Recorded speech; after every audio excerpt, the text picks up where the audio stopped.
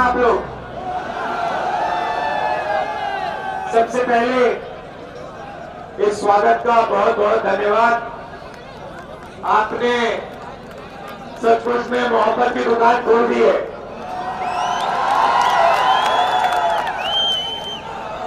पिछले साल हमने भारत जोड़ो यात्रा की, कन्याकुमारी से।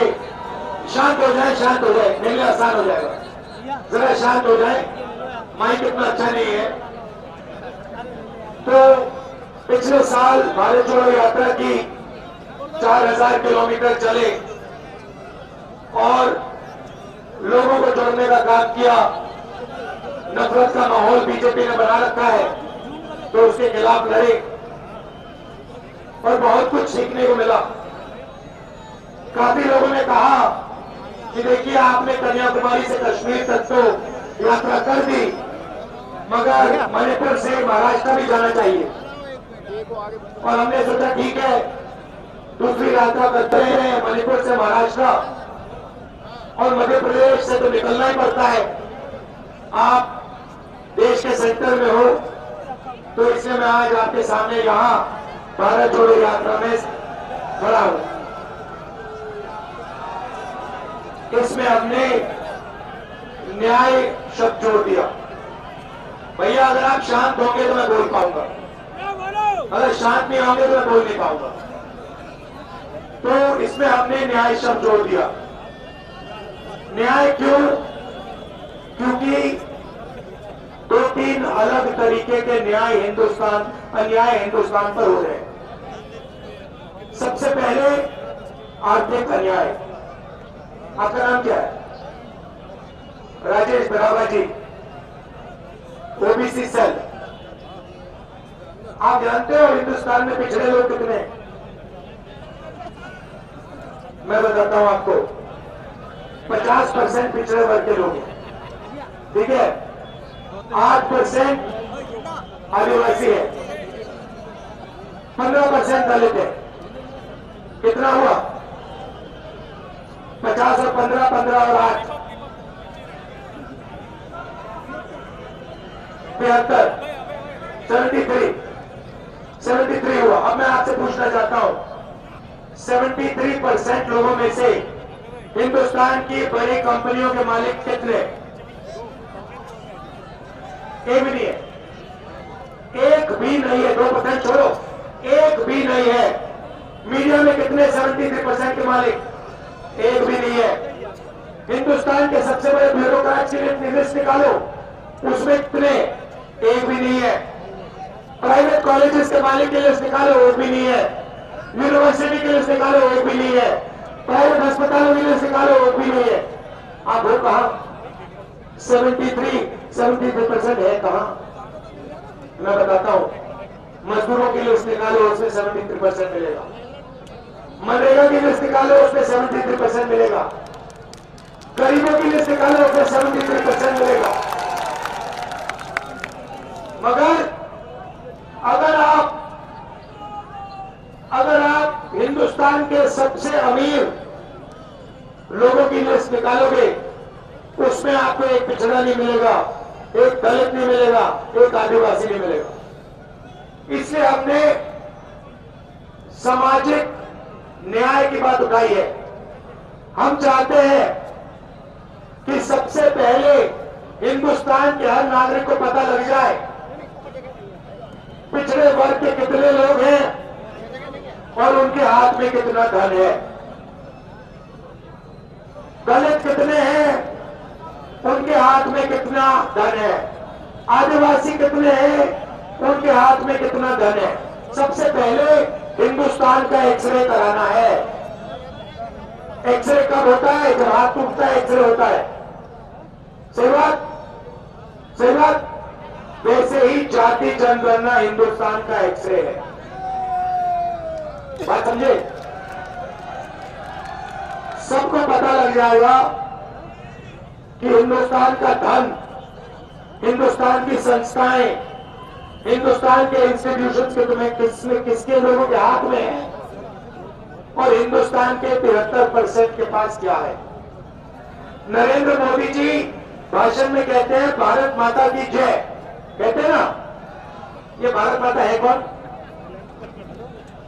ये भारत माता आप सब लोग हो। भारत माता की जय हो रही है, मगर इसमें 73% का कुछ नहीं है। तो ये कैसी भारत माता की जय हुई कि दलितों की इसमें जय नहीं हो रही, आदिवासियों की जय नहीं हो रही, पिछड़ों की जय नहीं हो रही, गरीब जनरल कास्ट की जय नहीं हो रही, सिर्फ 5-10% लोगों की पूरी की जय हो रही है। उधर अदानी जी, अंबानी जी जैसे लोग जय हो रही है उनकी। हिंदुस्तान के सारे एयरपोर्ट उनके हाथ में, तेल का बिजनेस उनके हाथ में, पोर्ट्स उनके हाथ में, बिजली उनके हाथ में, पानी उनके हाथ में। 5-10% लोग हैं, उनकी जय जय जय जय जय 24 घंटा हो रही है। और 73% देखता ही जा रहा है। आपने राम मंदिर का फंक्शन देखा ना? मुझे बताओ, हमारे देश की आदिवासी राष्ट्रपति है, उनका चेहरा आपको राम मंदिर के अंदर दिखा?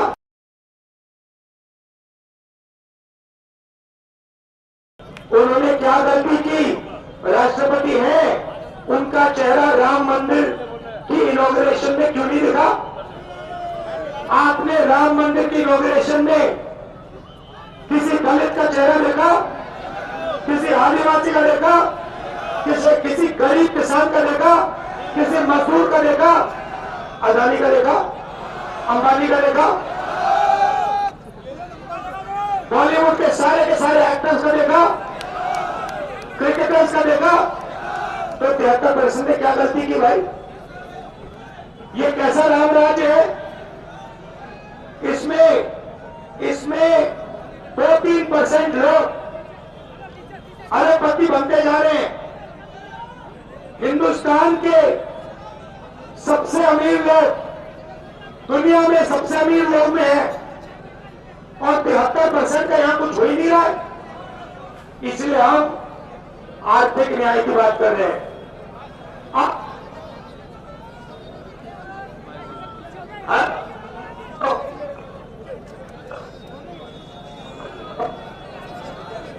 हेलो,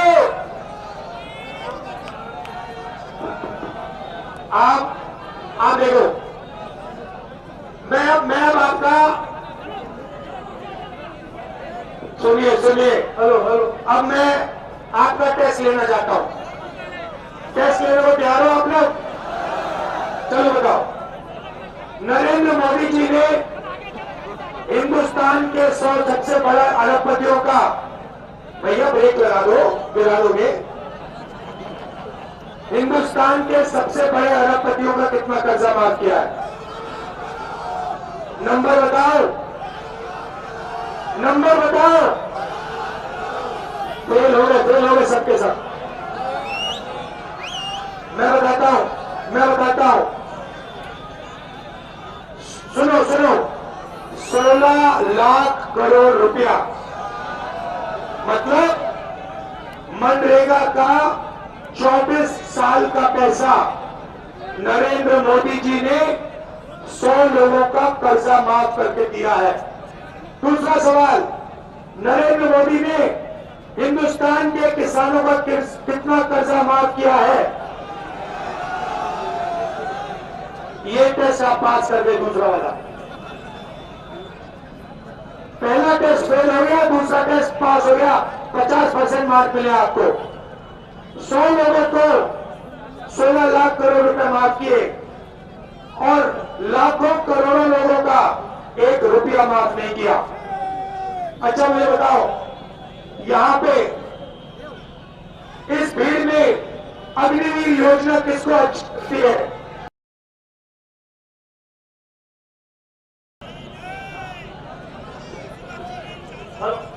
हेलो, इस भीड़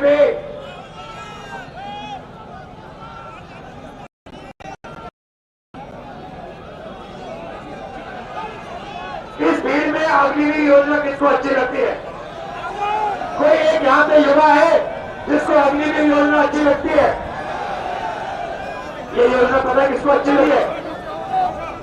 नहीं, अदानी को।